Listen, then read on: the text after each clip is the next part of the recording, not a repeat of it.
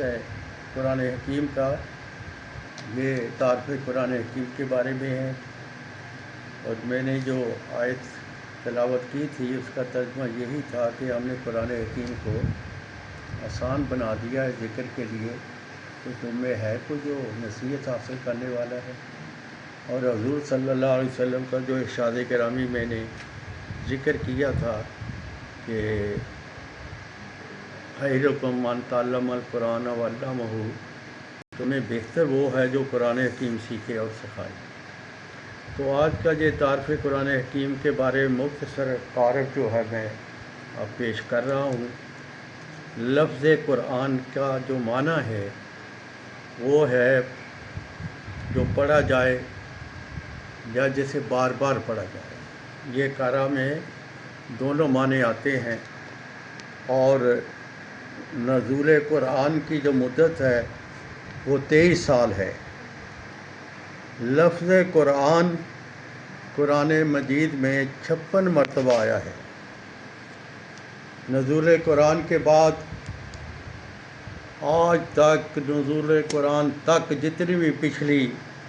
سابقہ آسمانی کتابیں تھیں وہ تمام کی تمام، وہ تمام صحیفے اور وہ کتب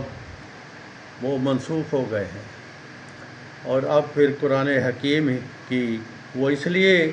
بھی ہو گئے ہیں منسوخ کہ ان میں رد و بدل ہو گیا ہے، نہ ان میں کوئی ایسی کوئی آیت تھی، نہ اللہ تعالیٰ کا وعدہ تھا کہ میں ان کو محفوظ رکھوں گا۔ صرف قرآن حکیم ایسی کتاب ہے جس کے بارے میں اللہ تعالیٰ نے یہ ارشاد فرمایا ہے کہ میں نے اس کو نازل کیا اور میں ہی اس کا حفاظت کرنے والا ہوں۔ تو لہذا جی آج تک قائم ہے، اور اس کی حفاظت اللہ تعالیٰ نے خود اپنے ذمہ لی ہے،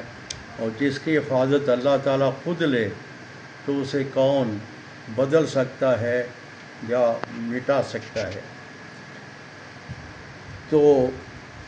موضوع قرآن حکیم کی جو کل 114 صورتیں ہیں ان کا مرکزی موضوع جو ہے وہ توحید اور جزا اور قیامت پر مبنی ہے، اور متعدد آیات میں اس کا ذکر آتا ہے کہ جو اللہ پر ایمان لائے، آخرت پر ایمان لائے۔ تو کیونکہ آخرت کا مطلب ہی یوں سمجھ لیجئے کہ جیسے اگر ایک بچے کا امتحان پر ایمان نہ ہو تو وہ اچھی طرح سے تیاری کر ہی نہیں سکتا۔ امتحان پر ایمان کا مطلب یہ ہے کہ میں نے جو پڑھا ہے یا میں نے پڑھنا ہے، جو جس کی تیاری میں مصروف ہوں اس کا میں نے جواب دینا ہے ایک دن، اور وہ کمرہ امتحان ہے۔ اسی طرح سے جب تک آخرت پر ایمان نہ ہو تو پھر انسان وہ اتنا پختہ اعمال نہیں کر سکتا جب تک کہ اسے یہ پتہ نہ ہو کہ میں نے ایک دن اللہ کے سامنے پیش ہونا ہے اور اپنے تمام اعمال کا جواب دینا ہے۔ ہر آیت اگلی آیت سے جڑی ہوئی ہے اور پچھلی آیات سے جڑی ہوئی ہے۔ جب ہم قرآن حکیم کا انشاءاللہ مطالعہ کریں گے تو پھر اس میں پتہ چلے گا، اور میں عرض کروں گا انشاءاللہ جتنا مجھے علم ہے کہ اس آیت کا پچھلی آیت کے ساتھ کیا تعلق ہے اور اگلی آیت کے ساتھ کیا تعلق ہے۔ قرآن حکیم کی قرات، لفظ قرات ہے، ہم قرت کہہ دیتے ہم، قرات کا مطلب ہی ہے پڑھنا، یعنی ایسی قرات میں اللہ تعالیٰ نے وہ ترنم اس کا رکھا ہوا ہے۔ حضرات جو پڑھتے ہیں انسان کے دل و دماغ کو وہ قرات اپنی گرفت میں لے لیتی ہے۔ تلاوت کے دوران اس کی آواز ڈائریکٹ براہ راست دل پر اثر کرتی ہے، اور قرآن حکیم کا یہ معجزہ بھی ہے کہ اللہ تعالیٰ نے اسے معجزہ بنا دیا ہے کہ لاکھوں انسانوں کے سینوں میں محفوظ ہے۔ ماشاءاللہ۔ اور دوسرا ایک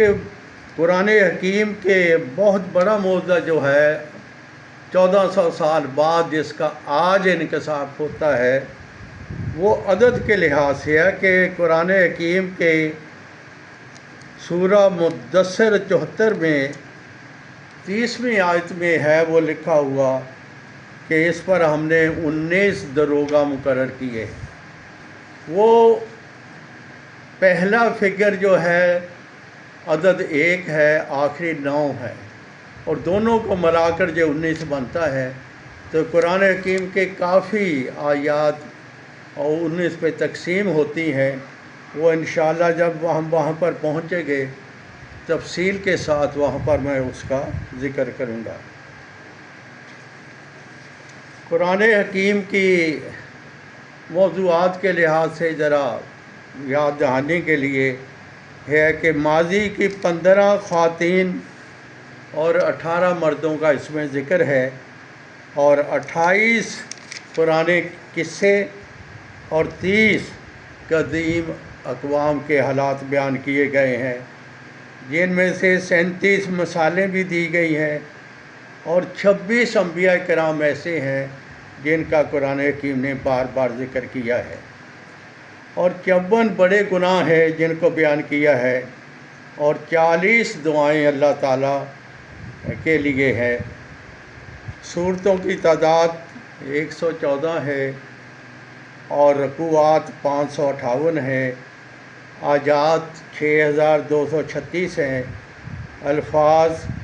76546 ہیں، اور بڑے الفاظ جو ہے 28,2885 ہے، اور اس کے کل حروف کی تعداد جو ہے وہ 3,25,026 ہے۔ وہ جو میں نے ابھی بتایا ہے کہ بڑے الفاظ 28,2885 ہیں، اس سے مراد یہ ہے کہ قرآن حکیم کے بعض الفاظ رپیٹ ہوتے ہیں، تو یہ الفاظ جو ہے یہ ہے، اس کے بعد کل تعداد جو بنتی ہے وہ رپیٹ ہو کر بار بار وہ تعداد ان کی جو بنتی ہے وہ 76,546 ہے۔